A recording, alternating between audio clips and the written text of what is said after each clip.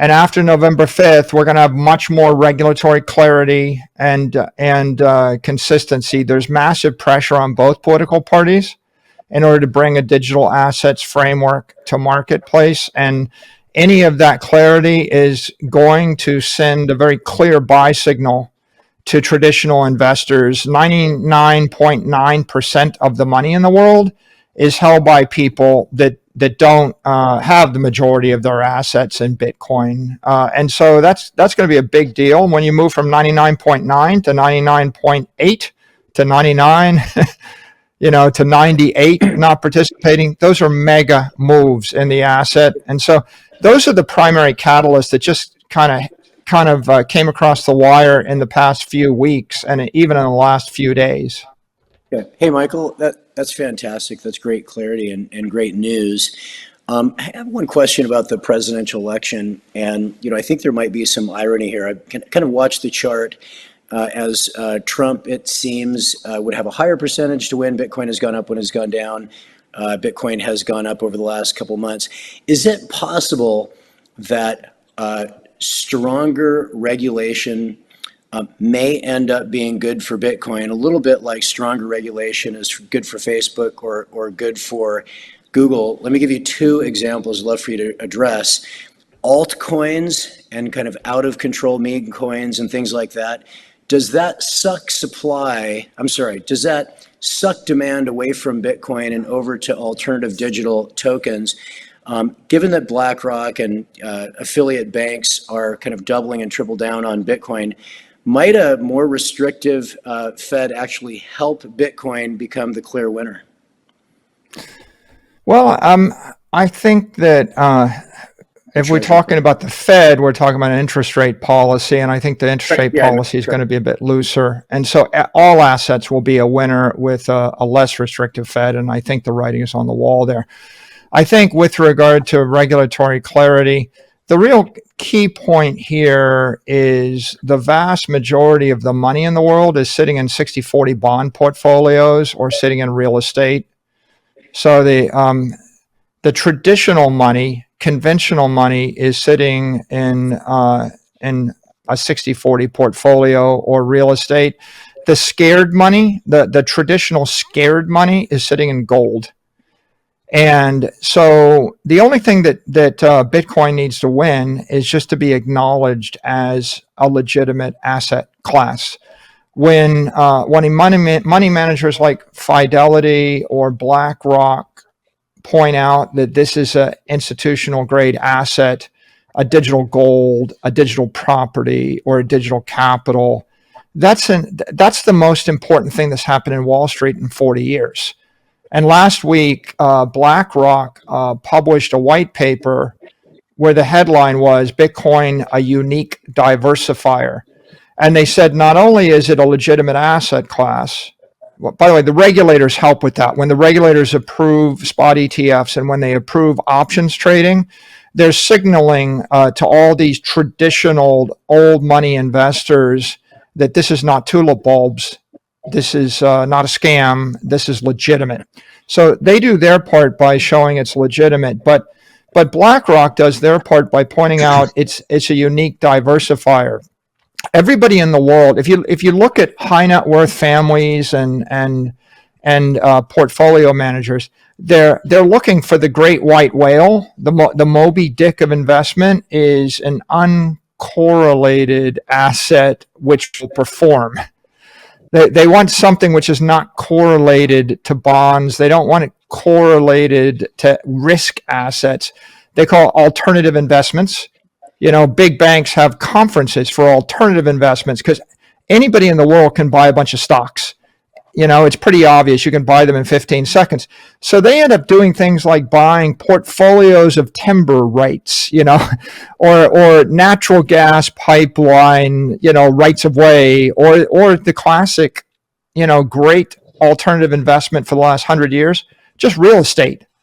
I just buy some scarce desirable land because I feel like when my stock portfolio crashes, I want something else which is not going to crash at the same time. So Bitcoin represents a new asset. If it's a high performing asset, right, and it's the best performing asset in 15 years, It's up like 48% in the past 48 months versus the S&P looks like a 12 or 13% performer. It's a performing asset. It's a new asset. And now you have $11 trillion money manager that writes a white paper and says it's unique and it's not correlated. So if it's not correlated, that means the 60-40 portfolio can be replaced with a 55, 35, 10 portfolio. And so do the quick math on what happens when 10% of hundreds of trillions of dollars flows into an asset that only has 450 Bitcoin a day available from natural sellers. That's $25 million a day of natural selling. It's not that much. And so when people reallocate their investment portfolio, then that's very bullish for the asset class.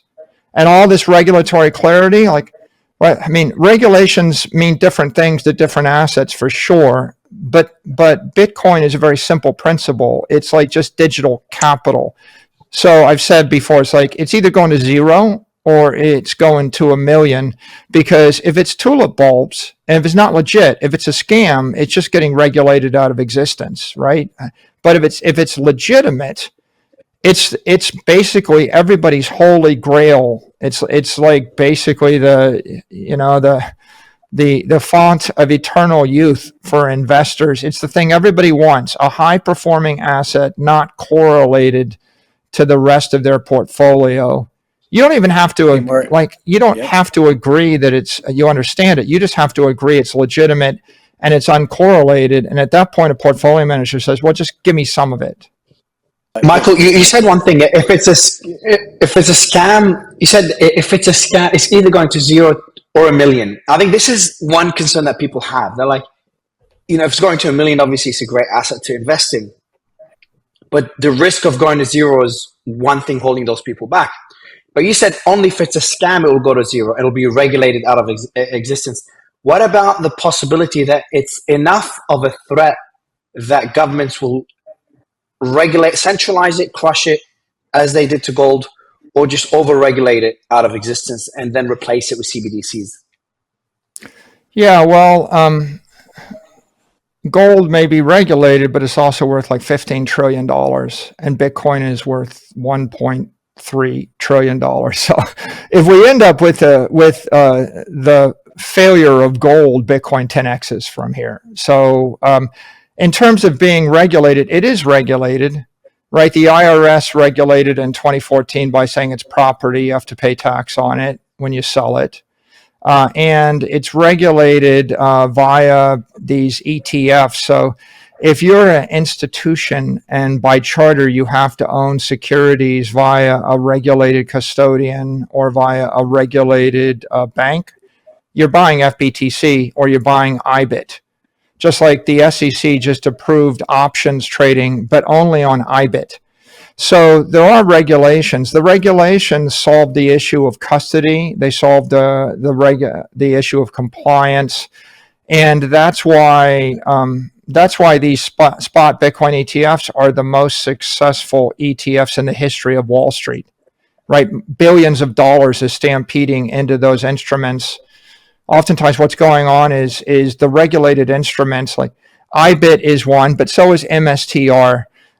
They're basically regulated securities trading on high volume stock exchanges in the United States. There's a lot of liquidity, a lot of traditional capital that can trade those instruments. That's why they buy them, sell them, and trade them.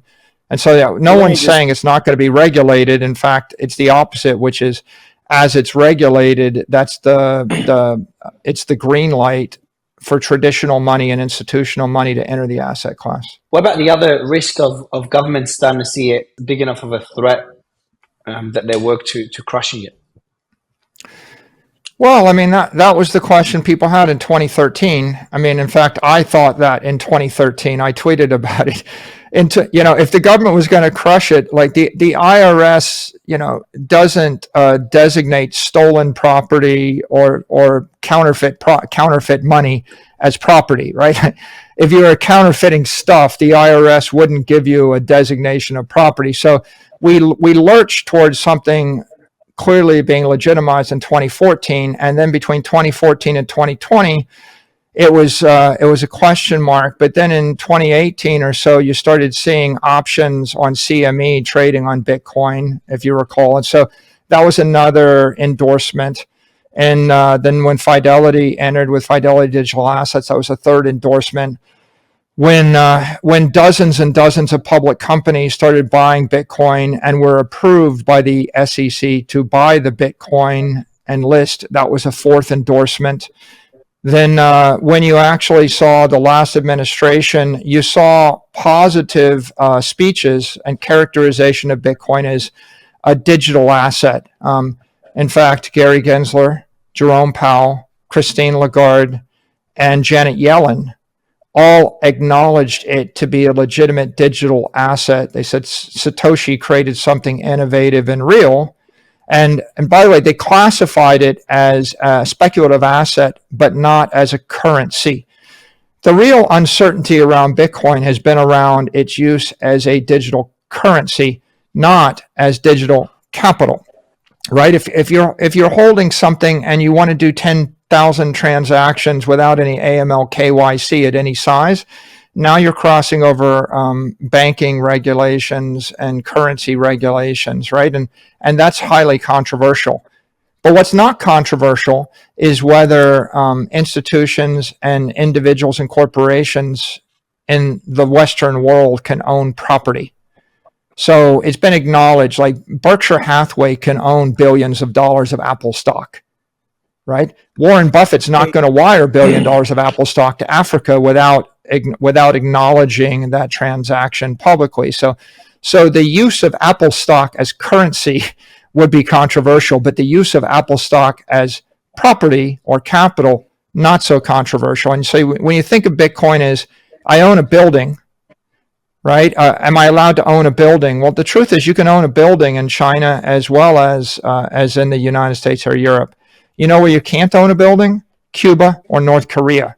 So where it's illegal to own property, then Bitcoin is in a regulatory gray zone for sure. But where it's legal to own property, you're going to be able to own it. And I think we've crossed that chasm between 2020 and 2024. It's quite obvious, right? If BlackRock is handling the asset, if there's 100 public companies handling the asset, if the SEC is approving options trading on the asset, and if the CME trades commodity options approved by the CFTC, it's pretty obvious that the asset has been adopted and is supported by the regulators. So I think we're past that question.